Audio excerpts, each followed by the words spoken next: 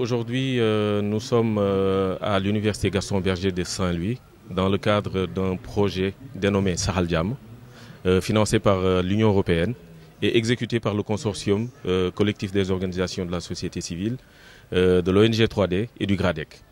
Alors, comme son nom l'indique, Sahel Jam voudrait être un projet visant à promouvoir la paix et la cohésion sociale au Sénégal.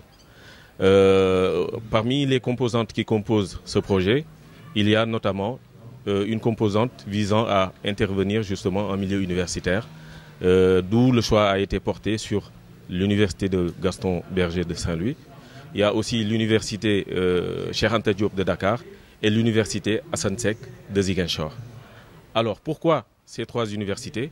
Nous avons porté notre dévolu sur ces trois universités, déjà en rapport avec la démographie qui compose ces universités dont je viens de faire mention, mais également aussi l'importance justement, souvent malheureusement, c'est le cas des dégâts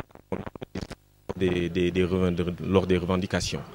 Alors nous avons voulu justement mettre en place des leviers visant à anticiper justement sur ces dérives-là, mais aussi à inciter les étudiants à adopter, on va dire, un comportement citoyen durant les revendications.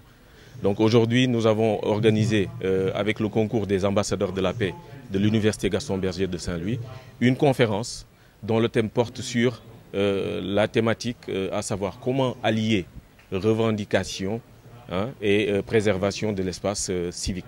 C'est-à-dire comment est-ce que l'étudiant, durant ses revendications, devrait mettre en avant justement le côté citoyen, la vision citoyenne qui l'impose justement à sauvegarder l'espace public.